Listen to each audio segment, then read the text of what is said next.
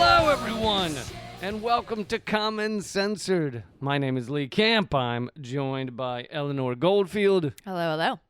And this is the show where we talk censored stories and people, sensible solutions, and common ground movements to fight and build. And sometimes other shit. And sometimes other shit. And thank you all so much for joining us. We're excited to chat, and we hope this past week has been good to you, has borne out riches and treasures that you can amass in some sort of small wooden chest. All right. Well, that was... You know, I want them to have good things. Okay. Yeah. So we got a ton to talk about. Let's see. We're going to get into what's going on in the Navajo Nation, which is pretty rough. Some news on this vaccine hype. Oh, it's going to be here in a week. All that shit. And I want to start off with a little more on just how thoroughly, and I know I mentioned this last week, but I did not get into the details, just how thoroughly Russiagate has just collapsed. The remaining little, it's like when a construction crew comes in and knocks down an old building, but they leave the facade, the front face up because it's gorgeous, and they're like, oh, well, let's leave that there. That part just fell. I wouldn't call Russiagate gorgeous, though. But I'm just saying, all that was remaining was the facade. Was the Democrats mainly were the ones still dancing around, pointing at the facade and going, "Look, it's still there. Russiagate still happened." And what we saw this a little over a week ago, was that thing, 5 stories high, just the face, all that remained, going. Good sound effects. Thank you. I've been working on my Foley. No, I did just put out a Moment of Clarity video on this, so I'm not going to spend, 15 minutes on it, but I had to speak to you all about this. Now, for one thing, I know people are like, why keep talking about Russiagate? But you keep talking, just like we were still talking about WMD 10 years later, it was because of how thoroughly it fell apart and how important it was. How it was the catalyst that created all of Russiagate, but Russiagate also spawned this neo-McCarthyism, this neo-Jingoism against Russia, this, faux resistance. It all swirls together, this, new red-baiting, all this horse shit that we thought we had gotten past as a country, we're doing again. And then that stuff, of course, is used to destroy, harm, sideline alternative media, independent media, people like me, but far more important people than me, including Bernie Sanders and Jill Stein. It's been used to infect and just fucking disease so much of the national discussion. And so that's why I feel like the fact that we just learned this new detail is worth talking about right now. Do it. You have stated your case well. Thank you. Now, and one last thing about that is this also served, by creating this Russiagate hysteria, it served to ignore the real corruption of Donald Trump. Or just the system at large. The system at large, of course. Well, they'll always be ignoring that. But you and I have talked about the real corruption of Donald Trump is his war crimes around the world, the unfettered Wall Street, the tax cuts for billionaires, his own enriching himself with the presidency. There's so many levels of corruption of the Donald Trump administration. But the reason they don't want to focus on those is because many of those were true of previous, or maybe all previous administrations. So they're not going to go after him for war crimes and shit like that. Instead, they use this to refocus any energy against Donald Trump towards something that was a non-story. And so that's why this is incredibly important to see the end of this come about. And again, don't take my word for it. I know I'm a fucking Russian agent. All right. I'm a very, very scary person that it could harm your children. So do not take it from me. You should take it from the sworn congressional testimony of the president of the only organization, the only company, the only entity to actually analyze the DNC servers, which is this private company called CrowdStrike that the DNC hired to look at the servers and say, who did this? Who leaked or hacked the DNC emails from our servers? Who is it that revealed the truth about Hillary Clinton with the DNC emails and therefore destroyed Hillary Clinton because other than that, her campaign was peaches and cream. I mean, it was all going so well. It was all going so great until those emails came out.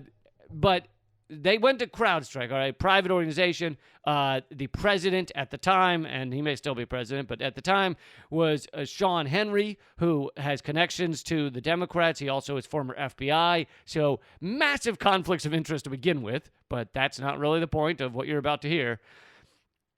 So this is the only entity that saw the servers. The DNC said they destroyed the servers, did not give them to the FBI. They gave the FBI a mock-up. Now, I have trashed that idea of why would you destroy the scene of a crime, but again, we won't even focus on that. Let's get to the new stuff. CrowdStrike president in his congressional testimony. So Congress has him sitting there, and the Democrats at least, are really hoping this guy will say, without a doubt, we looked in the servers, it was Russia. They left little tiny vodka cups throughout the servers. Oh, that was me. They left Sorry. we found little tufts of fur from their furry hats just all throughout the servers. Like, they really wanted this guy to be like, I have the proof. It was Russia. And instead, in the testimony that has just been revealed, sworn congressional testimony, he says they have, quote, now I'm going to say this quote, this part of the quote, really slow. If anybody has any trouble, let me know and I'll repeat it. Quote, no evidence. No evidence. No concrete evidence. He actually says it multiple times because he keeps being asked. And he goes, we had no evidence that the data was actually taken out of the servers. We have no concrete evidence. He keeps saying it. There's like 4 or 5 times. No evidence. No concrete evidence. Oh, we had no evidence that anyone had taken data out of the servers via a hack. And this goes along with what Julian Assange said, that the DNC emails were not from a state agent. They were not from a state, meaning they were not from any nation, including Russia. That's where WikiLeaks got the emails, not from a state actors. So all of it, like that is the final piece of Russiagate. You have the only people to ever investigate the servers saying there's no evidence.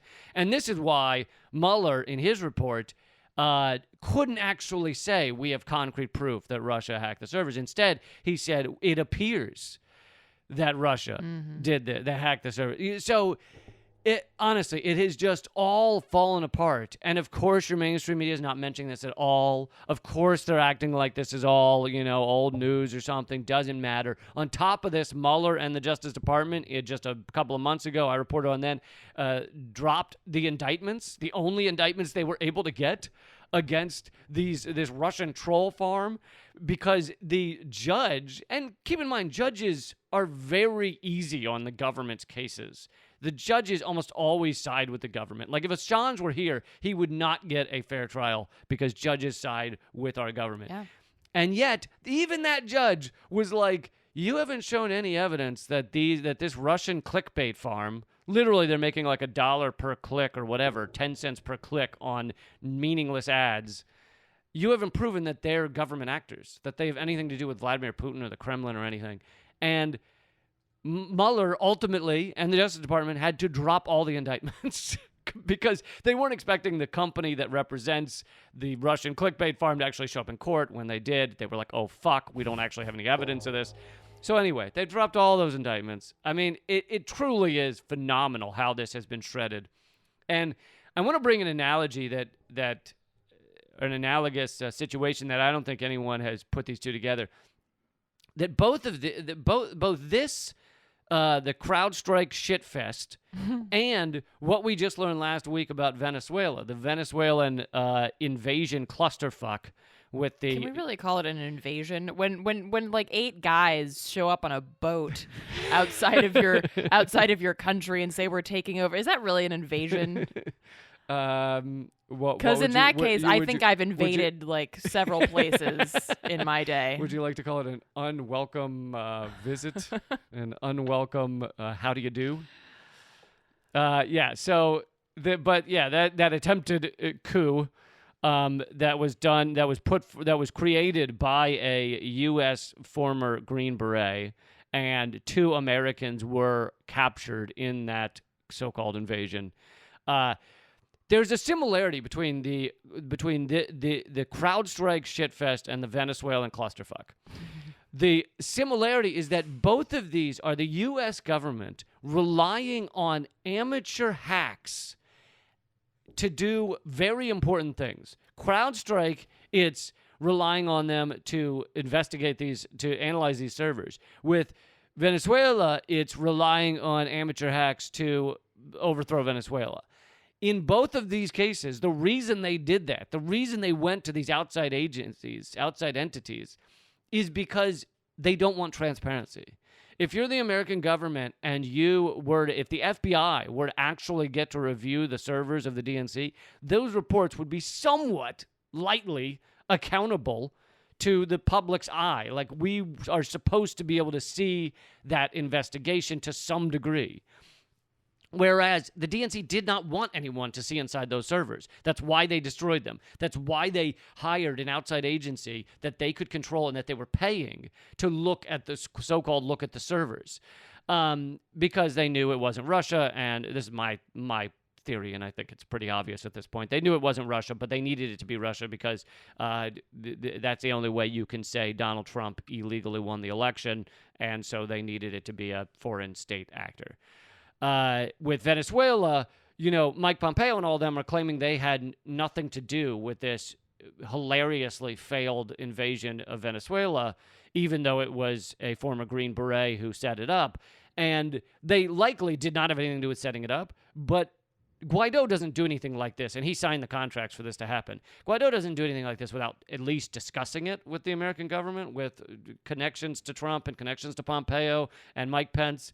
And so, therefore, they silently signed off on it. They basically said, we're going to look the other way. Mm-hmm. We if anyone asks, we don't know what you're doing. But they went to these outside amateur hacks because they don't want transparency. They don't want someone to say Mike Pompeo was involved in this ridiculous invasion of Venezuela, because that's a full-on act of war, even more so than economic war. Anyway, that shows how corrupt our government is on multiple regards. This involves both Republicans with the Venezuela invasion, and of course the Democrats are silently signing off on it as well because they don't stand up against it. And with the CrowdStrike thing, that's the Democrats again. So this involves both parties. This is massive corruption to avoid transparency. Yeah, well put. Sorry, I had to get all that off my chest. No, do you feel better? I feel a little better. Okay, good. I feel a little better. I wanted to give you space to do that. It's part of the healing process, Lee. I thought it is part of the healing process to get those facts out there. I know that a lot of you that listen to this probably have to see friends who still think Russiagate's a thing. And again, don't trust me. I'm a fucking crazy Russian agent, right? That's what they tell you. So therefore, trust the fucking congressional sworn testimony. And you can look it up. You can find the documents online. You can also watch Aaron Mate's coverage of it. He's done tremendous coverage of this. Yeah. And he is not connected to RT America, the TV channel. If that scares you and makes you run with your tail between your legs, then go watch Aaron Mate's stuff. You can send that to your friends if you think I'm batshit crazy. But again, this is not me saying this. This is sworn congressional testimony. In a situation where everyone wanted that guy to just say Russia did it. And he didn't do it because he probably was afraid that lying to Congress can be bad for him down the line. So, anyway. Yeah. Do you feel like what I said was important? I do. I think, okay. I mean, well, yeah, obviously I wouldn't sit here and listen to you spout absolute, like, fucking inanities. No, I do think it's important. I just don't have anything to add because I have not stayed up to date on it. So I was sitting here learning just as much as everyone else sitting here listening. So thank you. Good. Thank you. That I feel good. All right. Good. Cool. Do I get a scratch and sniff sticker for getting it right or? The only scratch and sniff stickers I have left smell like ass, and they're full of LSD. So Interesting. Yeah, they didn't hand those out at my school, but I was at a lame school, so apparently. A couple of quick things before we get to Navajo Nation, vaccines, the HEROES Act. That'll have more to do with Congress. This is going to be a congressional episode, I guess. A couple of quick things. Please join us over at patreon.com/commoncensored. I've updated the tiers so that you can get a PDF of my new book it's like if you sign up for $4 or something. You can also get a paperback copy of my signed paperback copy of my book if you sign up at another tier. And yeah, so updated tiers and everything. And if you are owed right now, if you're listening and you're like, I didn't get my PDF, I didn't get my book or whatever, it's because we need you to email commoncensored@protonmail.com with your both your email address and your regular address, and we will send those to you. We've been doing live streams. We just did another one, but I want to let you know the live stream will be moving to youtube.com/momentofclarity. This is a different YouTube channel than the Redacted Tonight YouTube channel. So if you want to see those live streams, I highly recommend, and we answer your questions and everything. It's more of a chat between us and you than this podcast. Because for some reason, you guys don't talk much during this podcast. I'm not sure why that is. But it'll still be on Facebook as well. It will still be on Facebook, yes, as well. YouTube.com/momentofclarity. Go click subscribe there. Click the bell icon so that you hear about it. Also, Eleanor's podcast is back. It's called Act Out. I highly recommend everyone check it out for free. And also, my stand-up comedy special is free as well, LeeCampAmerican.com. And let's see, my book, LeeCampBook.com. And Eleanor's movie will be out in 10 days. 10 days. Hardroadofhope.com. Someone left a comment that they thought the trailer looked amazing.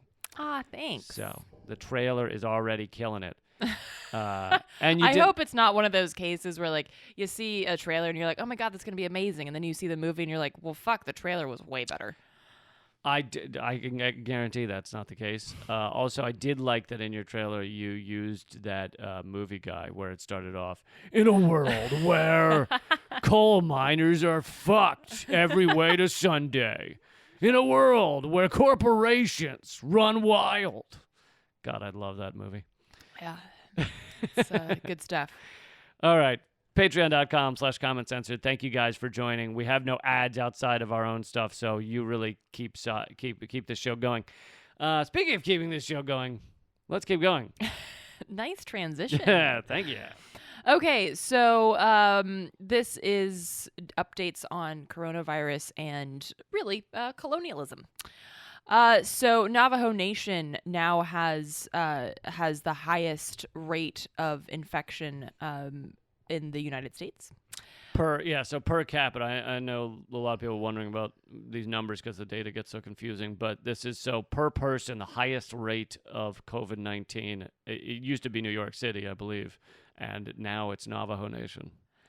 Yeah. So, right, it's Navajo Nation, which is home to roughly 170,000 people, has more coronavirus cases per capita than any state in America. And the region, and as of early May, the region has a higher coronavirus death rate than that of 46 states. So that's a lot. Probably some of that is that we don't have good healthcare facilities set up there. Well, and to give you an idea of what that looks like, Doctors Without Borders has dispatched a team to Navajo Nation. Doctors Without Borders, the people you usually see wandering around refugee camps and third world countries. Well, Right. Guess what? The U.S. is a third world country in many places. Right. And Gene Stoll, who's the head of the Doctors Without Borders U.S. COVID-19 response team, noted that, quote, situationally, the Native American communities are at a much higher risk for complications from COVID-19 and also from community spread because they do not have access to the variety of things that make it possible to self-isolate. You can't expect people to isolate if they have to drive 100 miles to get food and water. And so really this just highlights, again, just like coronavirus has done in a lot of ways, it highlights the existing problems in our system. So for instance, food deserts, the fact that people have to drive 100 miles to get food and water, the fact that people don't have access to healthcare. And of course, Native American communities are at a higher risk for everything. They don't have access to healthcare. They're at a higher risk for things like diabetes and hypertension, which renders them more susceptible to infection. So this is Navajo Nation and Native American communities in general were really prime spreading grounds for coronavirus or really any type of virus. So while this is not surprising, it's really, really disgusting that these communities are suffering under the latest brunt of colonialism. And this is another kind of aspect of colonialism, or at least white power, white privilege. The fact that as New York City was dealing with this and continues to deal with this, our media is covering it endlessly. New York City, this many people infected, blah, blah, blah. They're showing, a lot of days they show Governor Cuomo's press conferences almost in their entirety. You know, he'll go on for a half an hour and they'll show it up there as he says how they're dealing with it, what they need. He's gone on air begging for more doctors and ventilators and nurses and things like that. Where is the, endless coverage of Navajo Nation? Mm-hmm. And again, I'm not saying CNN hasn't had one report. Maybe they have, but they're not sitting there covering press conferences. The American government is not sending out emergency crews. Instead, it's Doctors Without Borders, a non-American entity, and this should get the coverage and the attention similar to New York City. Well, and of course, if it were, Beverly Hills that was experiencing this onslaught of coronavirus, you'd hear about it all the time. That people wouldn't shut the fuck up about it. But here, Navajo country, 1 in 3 people don't have access to fucking running water. Yeah, welcome to the United States. And this is, again, when we look at the intersections of this issue, this is rampant and violent colonialism, come back in a different form. As folks point out, colonialism never ended. It just has different tools, whether that be, the issue of man camps and fossil fuel industry, or indeed, another pandemic. Colonialism took off its white hood and put on a bow tie. Exactly. And another issue of this is that there are Navajo elders in Navajo Nation that speak the language and are crucial to maintaining the culture, and they're of course at a very high risk, not only because of their age but because of the situations in Navajo Nation, and. There was somebody who was interviewed with CBS by CBS News. Dr. Michelle Tom, who's a family medicine physician, told them that I'm scared for our languages, our culture, and our people. And she points out that she recognized that her time is limited, but the Navajo culture can continue to live forever as long as there are Navajo people. And she said that's what scares her the most, is that the culture and the language could die out if this coronavirus continues to spread and takes many of the elders who are holding on to that culture and the teachings and the language of the Navajo people. And so this is a continuation of cultural genocide. And no, that doesn't mean that I think that it was planned by some fucking assholes in Washington to target Navajo Nation. But of course, when something like this spreads, it's going to affect the most marginalized communities the worst. Right. You look at here in D.C., for instance, upwards, I think, of 70% or more of the deaths from coronavirus have been in Black communities. They've been Black folks. Why is that? Does it mean that we're just trying to kill off Black people? No, but it means that basically our system is structured so that black folks, brown folks, and indigenous folks are the most likely to die because our system is structured to marginalize and oppress them more. And yeah, they have less access to hospitals and healthcare. They're more worried that if they go in there, they'll end up with bills that could destroy their lives. They're less likely to feel welcome at hospitals. And of course, then you have, the undocumented issue where, even if there's just an undocumented in the family, even if one person is documented, they're afraid to go into the hospital because the hospital, for all they know, might ask questions about their family members, and they don't want to out their family member as undocumented. So, yeah, there's just so many levels of fear that mean that a lot of people of color are not going to go get the help they need. Yeah, and Navajo Nation is really that prime example. And again, I was on a live stream yesterday where I spoke about this, is that coronavirus didn't cause these problems. Coronavirus didn't fuck over Navajo Nation. The system fucked over Navajo Nation. Coronavirus just took advantage of the systemic failings.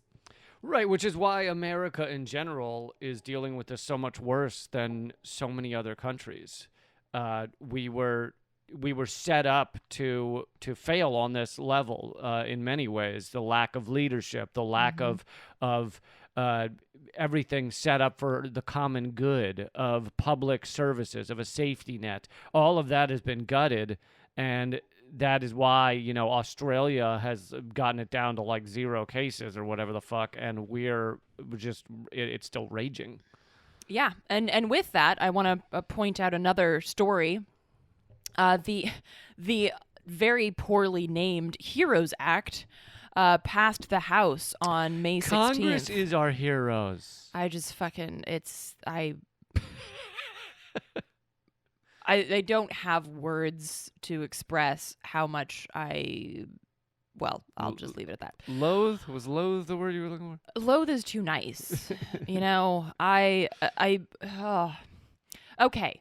Anyway, so the HEROES Act it passed the House, and it's a $3 trillion piece of legislation. And it just happens to avoid some key points that would have helped people like, I don't know, you and me. The unwashed masses, as it were. So first of all, I've been washing more, I'll have you know. Well, then you're an elitist. I'm part of the partially washed masses. You are an elitist, and yes. So first off, there's no paycheck guarantee. The Paycheck Guarantee Act was put forward by Representative Pramila Jayapal and the Progressive Caucus, and it would have guaranteed 100% coverage of workers' wages up to $90,000 a year. And people might hear that and think, well, shit, that's bananas. Well, it's not like, first of all, we couldn't do it because this country is, in fact, wealthier than, say, Denmark. And I bring up Denmark because Denmark passed legislation to cover 75% of workers' wages because of the coronavirus. I had read 90%. Okay. But anyway, maybe we have different sources. Either way, they're covering... Either way, a lot better. They're covering more so than sending someone a $12,000 check, which, again... No, $1,200. Wow. Yeah, that's wishful thinking. Yeah. $1,200 check, which, as I've noted, doesn't even buy $1,100. And again, it's not everybody that's getting that $1,200 check. So if you're wondering where your $1,200 check is, you might be one of the excluded workers. Right. Congratulations. So to just break this down a little bit more precisely, in both the U.S. and Denmark have sent out a bunch of money, okay, and said the government is going to use this money to help people during these times. In the U.S., trillions upon trillions of dollars was given to, and it continues to be given to, the heads of businesses, corporate America, Wall Street, big banks. Big banks can leverage the funds for even more trillions of dollars. In Denmark, it is they're doing it differently. They're saying to the companies, we will cover the cost of certain workers so that you don't have to fire them. Meaning Denmark has kept their unemployment at like 4 or 5%. In the U.S., it could get up. Mnuchin says it could get up to 25%. It's at 15% now, but it really, if you were to take true unemployment, it's more like over 20%. So in one country, you give all the money to the already rich. In the other country, you say, we will help fund the workers so that you don't lay them off, you don't fire them. It is a completely different way of dealing with this crisis, and one of them is meant for the workers, and one of them is meant for the rich. Well, and it's also a matter of, just sheer economics. If you look at the, people will say, well, shit, up to $90,000, that's a lot of money. And there was an economist that pointed out that the costs of this program, the Paycheck Guarantee Act, would cost $654 billion over 6 months. And that sounds like an awful lot. But interestingly enough, that is less than 2 rounds of small business loans that were approved by Congress as part of the Paycheck Protection Program. So shit that they had agreed to do is now, when you focus it somewhere else and say, oh, just regular workers have access to this, oh no.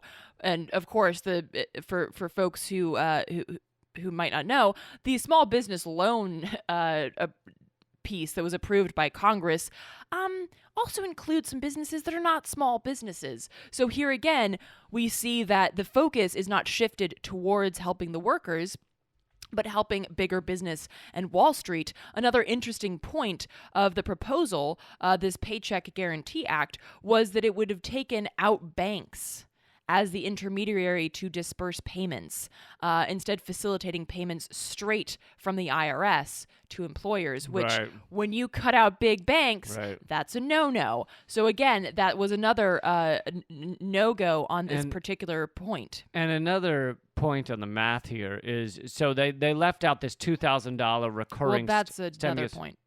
That's not the. I was going to say something about it. Oh, okay. But that's I just want to make clear that there were several things that were left out. There was the Paycheck Guarantee Act, and then the $2,000 recurring stimulus checks is another point.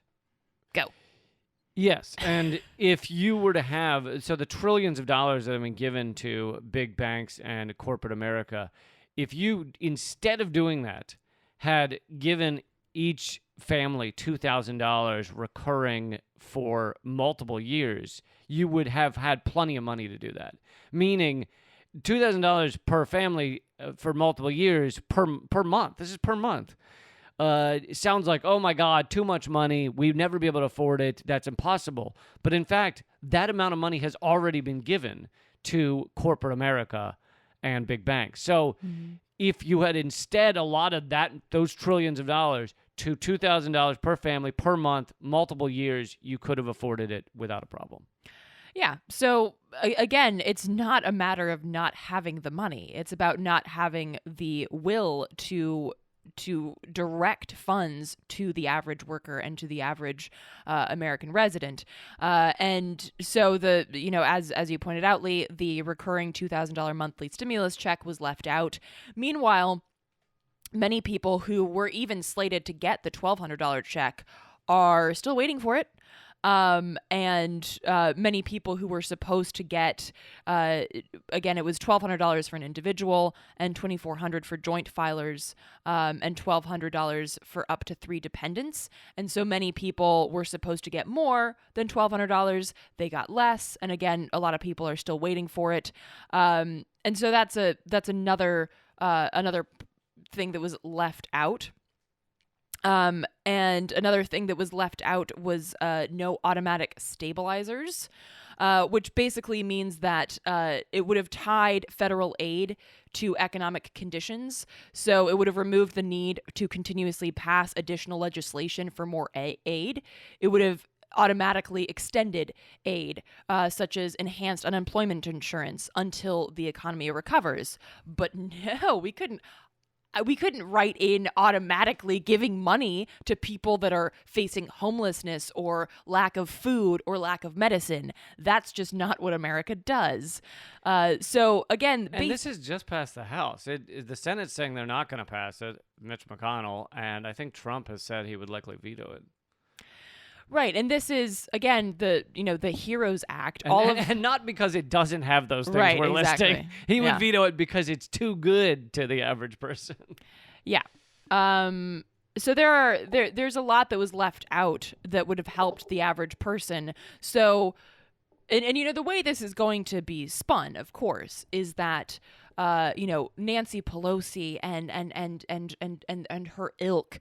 So they just wanted so desperately to help out the average American. But look, it's going to go to the Senate and they're going to shoot it down because they hate the average American. When in reality, this bullshit bill that's the Heroes Act that's moving through Congress is basically just another slush fund for fucking big business and Wall Street. And any measly help for the average American that could be construed to be shot down by the likes of Mitch McConnell wasn't really going to help enough. Anyway, it's like that $1,200 check. It's like, great, now I can just try to pay off some of the crushing debt and not really, even tread water with this bullshit. So the idea that it's going to be spun to make the Democrats look like they're for the average American, when in reality they couldn't give a flying fuck. Well, and the Democrats, if they know Mitch McConnell, these Republican twat bags are going to shoot it down anyway, why not prove that they stand for the American people and put in things like $2,000 recurring or Medicare for all. And because then it gets shot down and they can say, well, we stood for those things and it was just the Republicans that stopped it. But the reason they won't even do that is because they don't stand for those things. They don't stand for Medicare for all. And they're afraid that if they were to put that in a bill, even if it's going to get shot down in the Senate, it then establishes the Democratic Party. It establishes Nancy Pelosi and others as voting for Medicare for all. And they don't want that. Exactly. So, yeah, and of course, this is going to become continue to be a hot button issue as we get closer to November. But the Democrats don't care if you live or die. In fact, it would just be easier for them if you just fucking went ahead and died. Or, maybe I should reframe that. It would be easier if you just shut the fuck up, kept working until you die. And then your family will pay the $1,000 for the funeral. Exactly. So they'll owe for that. But otherwise, it'd be good of you to die.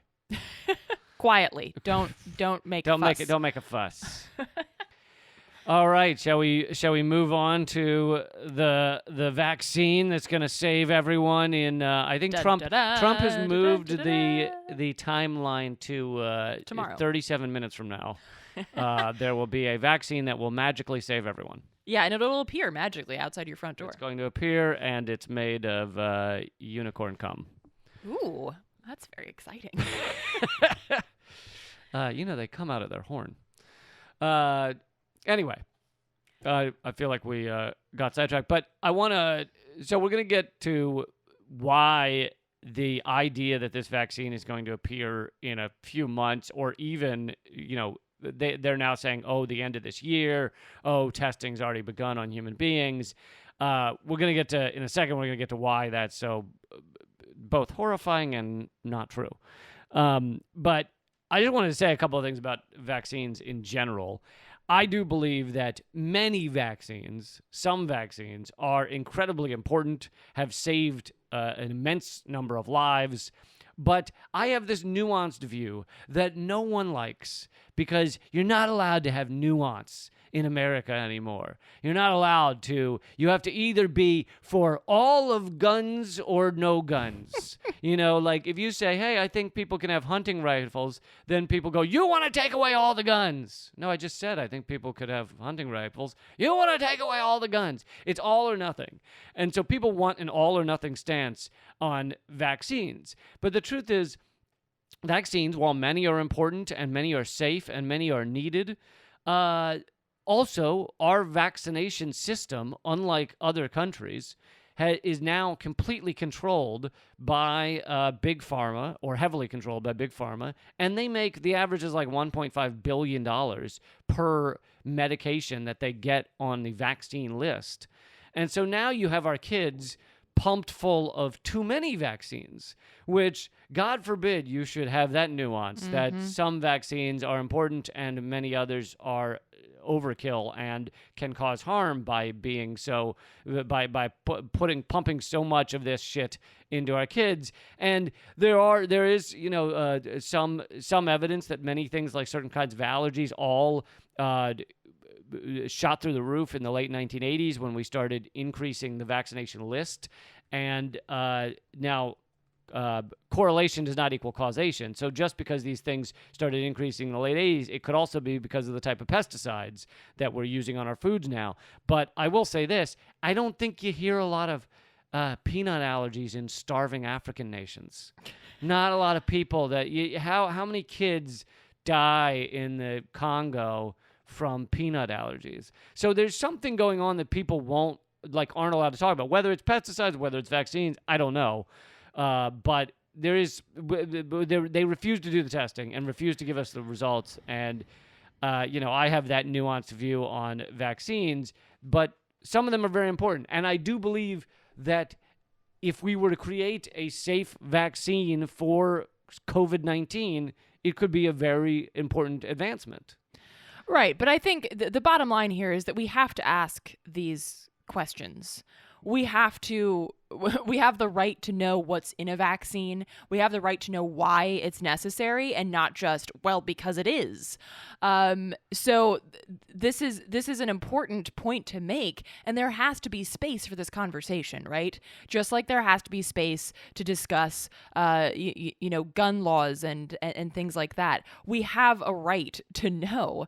Or space to, let's say, discuss like when abortion should be legal. Should there be a certain time in the gestation where it is no longer illegal? No longer legal. And I think, honestly, that abortion should be legal until the age of 18. Which I think George Carlin put forward that idea, and I think it's a beautiful one. Yeah. Age of 18. Until you're legally an adult. An adult. Yeah. I think that you've got your head on a chop block, just in case. Agreed. But I think there should be room to have that discussion. So, with regards to coronavirus, the vaccine, there was an article in New Scientist recently that the headline is, "A vaccine is still a long way off." And this is the point that they're making is basically that we're talking about a vaccine like it's going to save us, right? Like it's going to come in like that, that guy on a horse in the romance novel and save the day. But it's not, for several different reasons. So the first point that they note is that, for instance, between 1998 and 2009, the average time taken to develop a vaccine was 10.7 years. Right. So they claim they're fast tracking this. Right, but there's of course a danger to that because of safety, right? Because you have all these trials, testing and trials, right? The trials that are supposed to be part of a vaccine going to market are extensive, and they should be, because you don't want a vaccine on the market where it's like, we tested on this monkey and this rat. I don't know what's going on with them, but the rat died. They're still alive. The rat died, but we're pretty sure it was suicide. So we're going to go ahead on this. Yeah, and think about it this way. If you let's say you test it on 5,000 people, so this is a very large-scale test, and you find out a year later that, 10 of them or 100 of them ended up with slowed brain capacity or paralysis in one limb, right, or some shit, and you don't find that out for like a year because of this stuff in their system. I mean, it takes a long time and a lot of people and a lot of trials to really, really make sure a vaccine is safe. Yeah, and my dad, who's a historian, pointed out to me the other day that the polio vaccine, actually, they started using it, ahead of the polio vaccine that we understand as the vaccine today, and it did not go well. they tried to push it out too soon. So the first version. Right. They tried to push it out too soon, understandably, because polio was wreaking havoc and it's a horrible disease. But they tried to push it out too soon and shit went awry. This article in New Scientist points out that a 2013 study calculated that before entering clinical trials, the average experimental vaccine has a 6% chance of ultimately reaching the market. And of those that make it into trials, a 2019 analysis suggests the probability of success is 33.4%. Yeah. So, even with the fast track here, they're saying that if everything goes perfectly, we're looking at 12 to 18 months before a vaccine could be available. And then we're also looking at a problem of scale. How do you manufacture hundreds of millions of doses? That's another issue. And of course, as we already mentioned, the safety issue. Right, questions about safety. So this fast tracking thing, well, everyone's so excited about it. Like, oh my goodness, thank goodness they're going to have a vaccine sooner. Maybe 6 months, maybe a year. This fast tracking thing makes it exceedingly dangerous.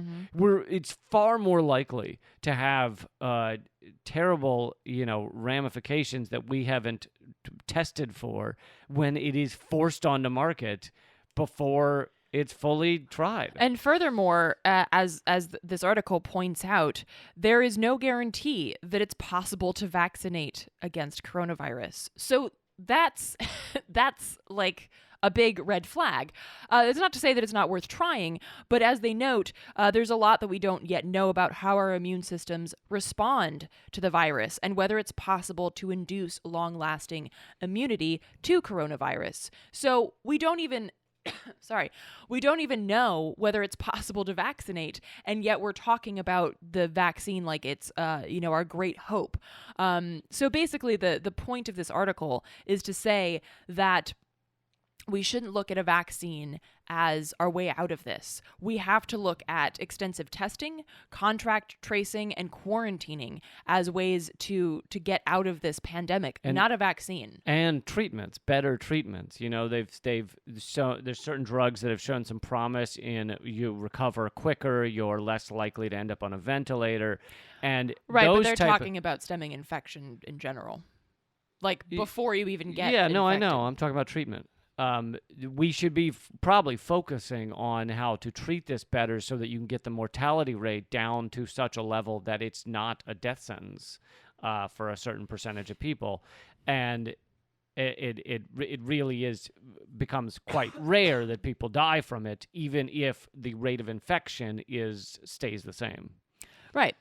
But even, to also try and stem infection in general, things like extensive testing, contract tracing, and quarantining are super important.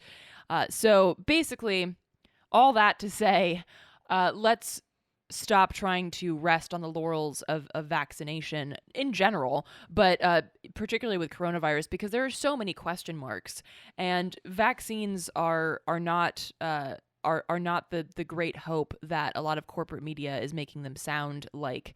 And we really have to focus on how to mitigate harm outside of a vaccine, and look at the reality of the situation, even though the reality of the situation is that this pandemic is not going away quickly, and it's not going to go away easily, particularly if we continue with the sort of just like popcorning of reopening and, lax safety regulations and no testing and things like that. So, yeah. And Trump's going to keep saying that, we'll have a vaccine by January and horse shit like that. And the reason is because he just wants to get through the election. He wants people to think that, oh man, we're on the cusp of solving this. Just reelect me and it's going to be fine. Mm-hmm. And he's just, we know he lies, but he lies both out of a choice to lie and often out of pure ignorance.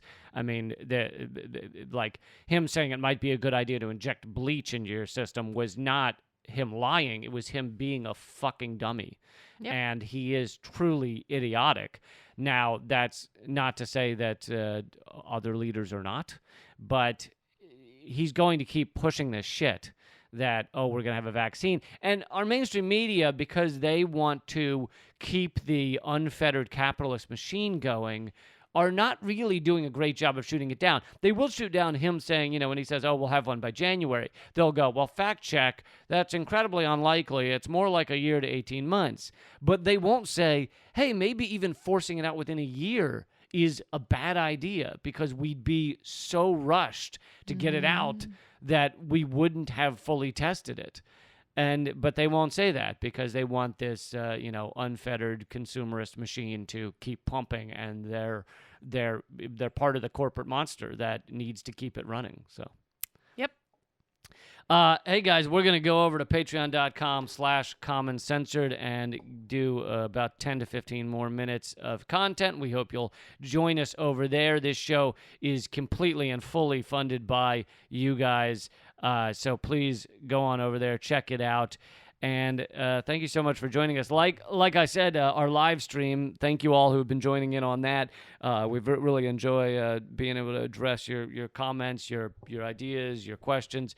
We're going to move that to youtube.com/moment of clarity. Many of you are only subscribed to the Redacted Tonight channel, so please go subscribe to youtube.com/moment of clarity. Hit the bell icon so that it will actually alert you to when we're going live, and you can join in the chat. If you want to watch the chat, even though it's already over, but we still put it up there, you can watch those up on youtube.com/redacted tonight for now.